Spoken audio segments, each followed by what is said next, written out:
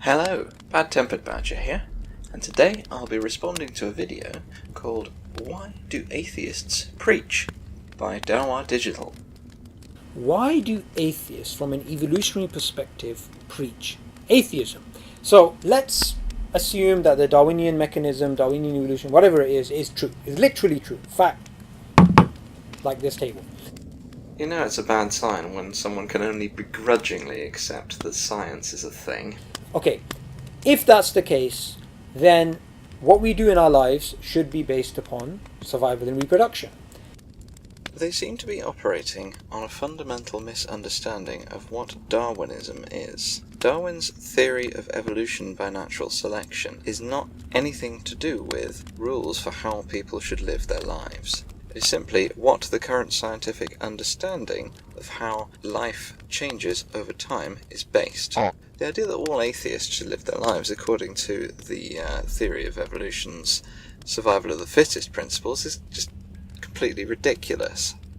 It would be like saying, I have a vague understanding of the theories and principles behind theoretical physics, therefore I should live my life as a black hole. So, if the atheist is going to say, we as human beings evolved the concept of God or the belief in God because it helped us survive, if that's the case, then why would you as an atheist challenge the existence of God? Because it's supposed to be having survival value. Why wouldn't I? In the same way as, why wouldn't I go and get my appendix removed if I developed appendicitis? There is no point hanging on to a defunct organ that is more harm than good. So if you challenge it, that clearly means you don't believe it has survival value, therefore there is no Darwinian explanation for it. But if you want to say, no, actually it does have survival value, then you need to explain why atheism exists in the first place.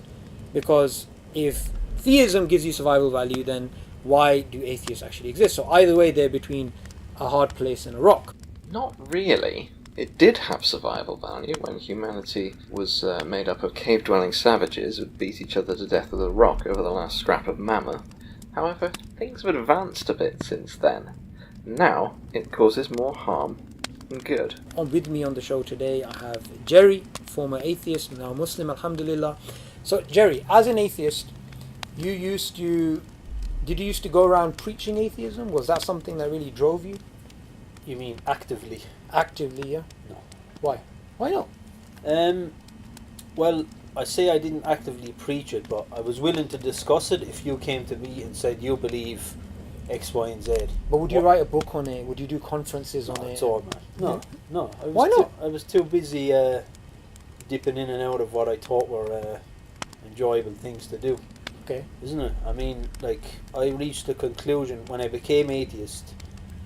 Not too long after, I became nihilist. Right. And What does that mean? What does that mean? That means that everything is pointless. Utterly, totally, and completely pointless. And it doesn't matter what I or anyone else do in between the time we are born and the time we die. Right. Couldn't have picked a more cheerful guy for this, could they? Yeah, and I still hold to the principle that this is the only honest interpretation of atheism. So before we move on to God, or the evolution of God, and how atheist preaching doesn't make any sense, what if I was to play devil's advocate and say, yeah, that's your view when you are an atheist, that your particular view that life is pointless, but I as an atheist, I want to help the world, I want to feed people, I want to be good, I want to contribute. How would you reply to an atheist like me? I would sweep the legs out from underneath that argument with one sweep and say, you want to contribute to what? The world, yeah? Yeah, but you cannot contribute to it, because if you believe, as you should as an atheist, that it's pointless, you can either, you can continue doing your pointless random acts, which you call contribution, but the base of the world itself stays pointless. So in reality, you don't contribute anything. The only way you can improve that situation is if you happen to discover that things are not pointless and that you have a purpose. What you call contribution, I call nothing. I call spending your time in a certain way, and I can spend it in the opposite way. I can call that my contribution. There is no, It's there equally is no meaningless. objective measure. Yeah, my contribution is equally as meaningless as your contribution. Pointless is a rather loaded word. It comes with a lot of negative baggage that I think is unhelpful. Why not put a more positive spin on it and say open or free? Without a creator, the world has no inherent objective meaning. There are no predefined rules, no good or bad acts. This to many can lead to feelings of pointlessness and thoughts of, if nothing matters, why not go around killing, raping and torturing? I would counter with, why would you? Does it make you feel good? Does it benefit you? For most of us, I'd assume the answer is to be no. At its most basic level, personal morality is a very simple concept. I, as an individual, want to be happy and enjoy my life. So do most other individuals. If my actions help me and others achieve that, I am being moral. If my actions prevent that, I'm being immoral. Obviously this gets more complicated as human society gets larger and larger, with different people wanting different, often conflicting things. But at its most basic, wanting more enjoyment and less unpleasantness for everyone is all morality is. There are many different moral codes, ethical frameworks, and social constructs people have used over the millennia to try to achieve this. Religion, philosophy, law, and society are all methods we use to try to work out how to get along with each other, all of them subjective, and none with any more inherent authority or objectivity than any other. Religion presents the idea of objectivity based upon an unproven, likely non-existent, all-powerful creator, as the basis for its subjective moral code. But the moral code of a religion is no more objective than my personal moral code, and as they are generally based on the thoughts of people with greatly outdated understandings of reality, they usually fall short. Okay, so when an atheist, like for example, we went to the World Atheist Convention in 2011, and there was atheists from across the world who bought tickets to fly over to this place to discuss why God doesn't exist, and a different speaker came, and what he was discussing about was why God doesn't exist, and another speaker came about why God doesn't exist. I mean, it's kind of strange, you know. It's not like, for example, I don't believe in fairies. I hope you don't either. Well, there's But- plenty of human fairies around. Yeah, fruitcakes. So, if I don't believe in fairies and you don't believe in fairies, I'm not going to say to you, Jerry, bro, let's get together in Dublin, and you do the conference. You sort out the catering. I'm going to do the marketing. Let's bring together other people who don't believe in fairies from across the world. There's this guy who's written a book about why fairies don't exist, and this guy who has an excellent talk about why fairies don't exist. And let's have a fairy bashing convention, anti-fairy convention. That'd be quite pointless. Yes, it would be pretty pointless, as no one takes a belief in fairies seriously. People do take religious beliefs seriously, though, with often severe consequences. People who believe in fairies are mostly harmless, whimsical individuals, leaving out little meals for tiny people or carefully maintaining lily pads and toadstools in their gardens.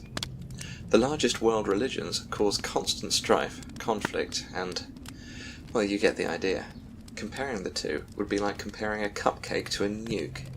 Now we get down to a real live wire, a live wire within the live wire, which is why? Why do you think these people need to constantly bash religious people, bash belief in God, and reconfirm it amongst each other like a mantra? There is no God, there is no God, there is no God, and just keep reminding each other why God doesn't exist. Why do you think that is? Well, if you throw enough dung at the wall, eventually it will be covered. Right, But the wall still remains, doesn't it? right. So, like you say, it's a reaffirmation process. If your wall is built on poor foundations, like religion with its lack of any supporting evidence, it'll fall over under its own weight. I just throw a bit of dung to speed up the process. So when you have, for example, an atheist coming up with moral arguments against religion, what would be your sort of response to that? Would you just say it's pointless? I'd say give me a base. What are you standing upon? Bring your evidence if you are truthful. Okay. Like the Quran says, give me a base to see what you stand upon, and I'll give you mine. Okay. And we'll compare and contrast. But again, if you're going to be honest about your atheism, you stand upon zilch. Nothing, you know. That would be true if any atheists based their life solely on the non-existence of God. Fortunately, no one does that. Atheists are a very diverse group, following many different moral codes. The morality of an atheist is just as useful as that of a religious person, with the added benefit that it can adapt to new information rather than being stuck referring to an ancient book. Okay, so ending upon, this is how the conversation actually started, is that maybe a few weeks ago we came across this book, A Manual for Creating Atheists by Peter Boghossian, in which he writes an entire manual about how to convert religious people into the atheistic worldview. So to end upon, they have their conferences, they have their books, they have all this stuff. Deep down, they just want certainty. They just want to feel better by knowing there's more people in their in-group. Yeah. And it's all about safety in numbers. If I'm going to go to hell, might as well take a few people with me. It doesn't work like that, though, does it? Well, because they're going to disown each other on the Day of Judgment. You know, people who are working and together. Even in the hellfire, we are told they will ridicule each other and be a means of punishment for each other. So the fact that you'll have buddies in hell is not going to work for you. It's going to work against you severely. Definitely. You know? For a loving and caring deity, he seems to really love thinking of creative ways to torment people. Thanks for the book recommendation, chaps. At least I got something useful out of your ramblings.